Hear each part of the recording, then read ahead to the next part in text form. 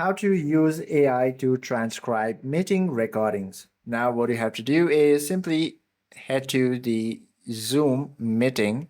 From here, simply join any of the meetings that is ongoing or initiate a new one.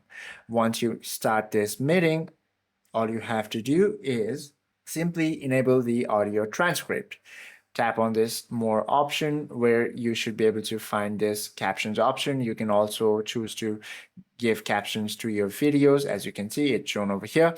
Now to transcribe it, simply tap on this pencil icon with this sparkling icon right next to this another AI option. Go ahead and simply tap on it, and from here you will find this option called Use Meeting Transcript.